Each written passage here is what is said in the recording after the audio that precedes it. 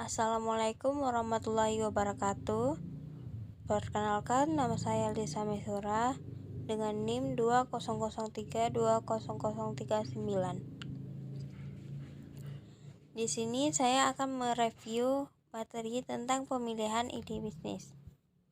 Ide usaha bisnis adalah respon seseorang, banyak orang, atau suatu organisasi untuk memecahkan masalah yang teridentifikasi atau untuk memenuhi kebutuhan di suatu lingkungan, yaitu lingkungan pasar, masyarakat. Mencari sebuah ide bisnis adalah langkah awal untuk mengubah keinginan dan kreativitas pengusaha menjadi peluang bisnis. Sumber ide bisnis. Sumber ide bisnis yaitu ada 13. Yang pertama, kebutuhan dan permintaan pasar. Ide bisnis berdasarkan kebutuhan dan permintaan pasar akan menjadikan suatu usaha tersebut dibutuhkan oleh konsumen, sehingga produk yang dihasilkan akan dengan mudah dijual dan menjadikan bisnis berjalan selama ada kebutuhan dan permintaan pasar. Yang kedua, keahlian dan keterampilan. Ide bisnis yang bersumber dari keahlian jika dilaksanakan akan mengantarkan seseorang berbeda dari yang lain. Hanya orang tertentu saja yang bisa menjalankannya. Dengan begitu, saingannya sedikit sekali. Demikian juga dengan bisnis yang didasarkan pada keterampilan.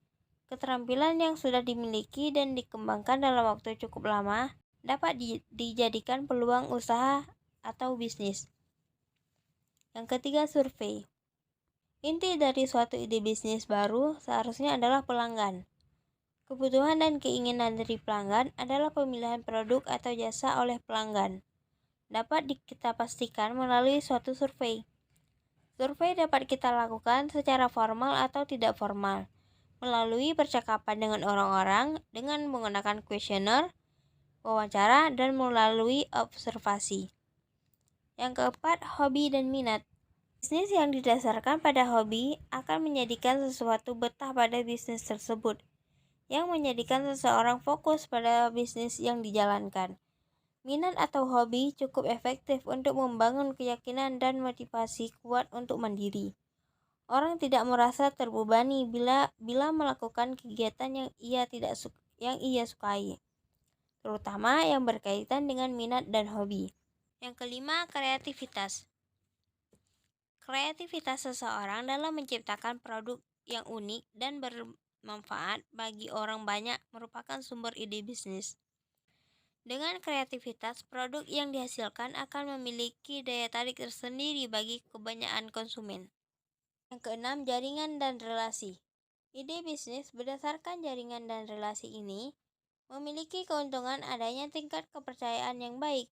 Semakin luas jaringan dan relasi, maka akan semakin besar kesempatan kita untuk menawarkan barang atau jasa yang kita miliki.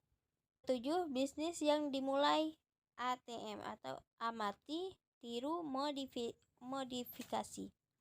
Bisnis yang dimulai dari membuat barang atau jasa yang sudah ada merupakan kegiatan yang paling mudah untuk dilaksanakan dikarenakan tidak memerlukan sesuatu yang baru yang membutuhkan riset dan persiapan khusus. Pengamatan ini diperlukan bagi mereka yang ingin mandiri. Identifikasi kebutuhan yang belum terpenuhi bisa menimbulkan peluang bisnis yang bisa terus dikembangkan. Nasihat atau saran. Mencari ide bisnis dengan cara meminta nasihat dari orang-orang yang sukses dalam bisnis adalah langkah baik, dikarenakan kita akan belajar banyak dari pengalaman orang tersebut tanpa harus merasakan kegagalan orang tersebut, serta mengetahui langkah-langkah yang harus dilakukan. Yang kesembilan, pengalaman dan pekerjaan. Pengalaman diri sendiri atau orang lain bisa menjadikan guru yang baik dan sumber ide bisnis. Pengalaman buruk atau gagal seringkali sulit dilupakan, lalu kita akan berupaya mencari cara buruk untuk mengatasinya. Cara ini akan membuka peluang munculnya ide yang menarik. Demikian juga pengalaman kerja yang diperoleh karena jenis pekerjaan yang pernah dan sering ditekuni juga merupakan sumber sangat besar untuk menghasilkan ide-ide bisnis yang tepat.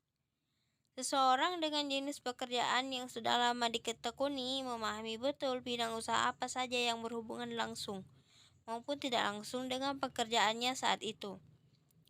Yang ke-10, penemuan secara tidak sengaja. Jenis ide bisnis ini dapat terjadi ketika seseorang melihat sesuatu atau benda yang dapat membangkitkan daya imajinasinya. Dan dari penemuan itu, ia berhasil menciptakan sesuatu berdasarkan hasil imajinasinya. Yang ke-11, media massa. Media massa merupakan sumber informasi, ide, bahkan peluang yang besar. Misalnya, jika Anda benar-benar memperhatikan iklan komersial pada surat kabar atau majalah, Anda mungkin dapat mendapatkan informasi mengenai bisnis yang dijual. Artikel yang terdapat di media cetak atau internet atau film dokumenter di TV banyak melaporkan perubahan dalam gaya hidup atau kebutuhan konsumen. Misalnya, Anda mungkin pernah membaca atau mendengar bahwa sekarang banyak orang yang tertarik pada makanan, kesehatan, dan kebugaran fisik. Yang ke-12, pameran. Jalan lain untuk menemukan ide dari suatu bisnis adalah dengan menghadiri pameran dan pameran perdagangan. Pameran ini biasanya diiklankan di radio atau di surat kabar. Dengan menghadiri pameran secara teratur, Anda tidak hanya menemukan produk dan jasa baru, tetapi Anda juga bisa bertemu dengan para penjual, pabrik, pedagang, grosir, distributor, dan pelaku bisnis waralaba. Mereka merupakan sumber ide dan informasi bisnis bagus untuk membantu kita melalui suatu bisnis. Ke-13, pencarian ide dengan penuh pertimbangan. Sebuah ide awal dapat muncul dari percobaan yang dilakukan oleh wirausaha untuk menemukan ide baru. Usaha pencarian yang sedemikian rupa dapat berguna karena hal tersebut merangsang kesiapan pikiran. Contoh, wirausaha yang berpikir serius mengenai ide bisnis baru akan lebih dapat menerima ide baru dari berbagai sumber. Majalah dan tabloid lainnya merupakan sumber yang bagus untuk memperoleh ide awal. Salah satu cara membangkitkan ide awal adalah membaca tentang kreativitas wirausaha lain. Ide awal kadang membutuhkan jangka waktu yang panjang untuk menyaring dan testing. Hampir seluruh ide apapun membutuhkan studi yang hati-hati dan modifikasi sebagai pembukaan untuk pendekatan bisnis. Teknik mendapatkan ide bisnis. Menurut Douglas 1996, terdapat beberapa teknik untuk mendapatkan ide, yaitu sebagai berikut. Yang pertama, tukar pemikiran, yaitu melalui diskusi rapat, sharing, atau aktivitas lain yang memungkinkan terjadinya pertukaran informasi di antara individu. Biasanya ini dilakukan dengan para sahabat atau orang yang berpengalaman lebih. Yang kedua, berandai-andai atau mengumpamakan sesuatu yang akan terjadi. Merupakan teknik mendapatkan ide bisnis.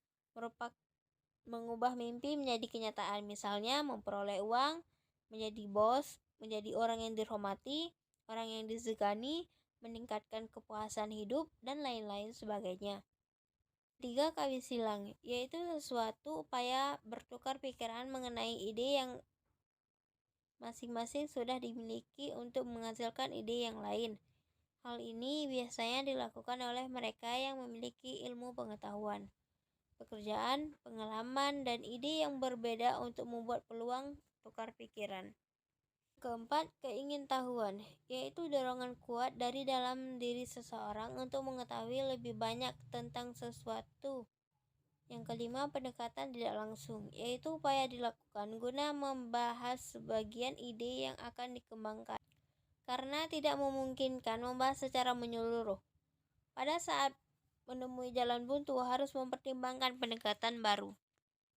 6. Komponen yang dimodifikasi, yaitu ide baru hasil dari modifikasi ide lama dengan cara memilih produk atau jasa yang akan disempurnakan, membuat daftar tentang semua bagian dengan sistematis.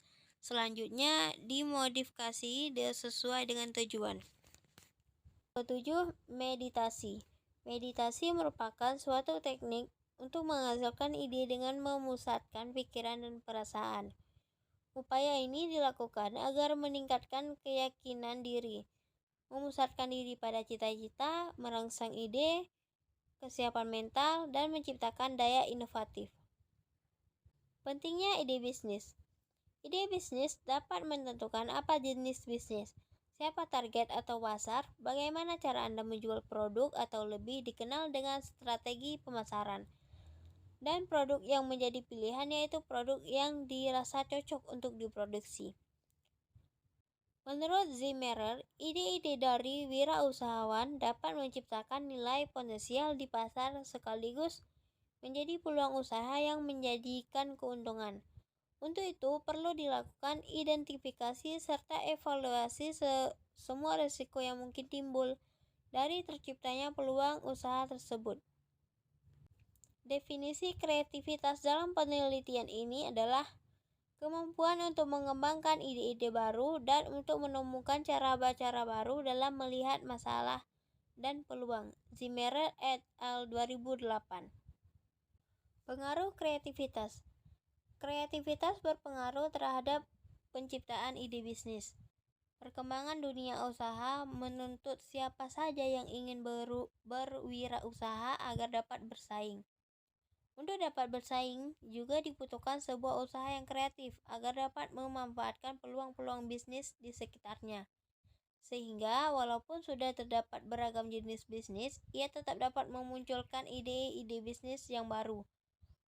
Mungkin dapat mengkombinasikan hal-hal yang telah menjadi suatu bisnis baru. Mengembangkan ide bisnis. Yang pertama, menentukan sumber ide bisnis. Yang kedua, menentukan ide bisnis yang bagus. Yang ketiga, daftar ide bisnis.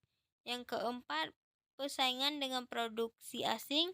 Yang kelima, menentukan pemirsa atau pasar. Yang keenam, penelitian dan analisis ide.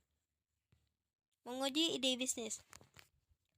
Salah satu cara untuk menguji ide bisnis dengan melakukan analisis SWOT. Analisis SWOT merupakan suatu bentuk analisis yang dapat membantu dalam usaha penyusunan suatu rencana yang matang untuk mencapai tujuan perusahaan atau organisasi tersebut, baik tujuan jangka panjang maupun tujuan jangka pendek.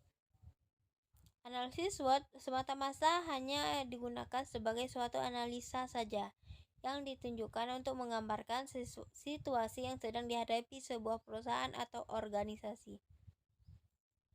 Analisis SWOT bukan sebuah alat yang mampu memberikan jalan keluar dari permasalahan yang sedang dihadapi. Menurut David Fried R. David 2008, semua organisasi memiliki kekuatan dan kelemahan dalam area fungsional bisnis. Tidak ada perusahaan yang sama kuatnya atau lemahnya dalam semua area bisnis. Kekuatan atau kelemahan internal dibangunkan dengan peluang atau ancaman dari eksternal dan pernyataan misi yang jelas menjadi dasar untuk penetapan tujuan dan strategi. Tujuan dan strategi ditetapkan dengan maksud memanfaatkan kekuatan internal dan mengatasi kelemahan. Analisis SWOT menurut David Fried. Yang pertama, kekuatan atau strengths. Kekuatan adalah sumber daya, keterampilan, atau keunggulan-keunggulan lain yang berhubungan dengan para pesaing perusahaan dan kebutuhan pasar, yang dapat dilayani oleh perusahaan yang diharapkan dapat dilayani. Kekuatan adalah kompetensi khusus yang memberikan keunggulan kompetitif bagi perusahaan di pasar. Kelemahan atau weakness. Kelemahan adalah keterbatasan atau kekurangan dalam sumber daya, keterampilan, dan kapabilitas yang secara efektif menghambat kinerja perusahaan. Keterbatasan tersebut dapat berupa fasilitas, sumber daya keuangan, maupun manajemen dan keterampilan pemasaran dapat merupakan sumber dari kelemahan tersebut.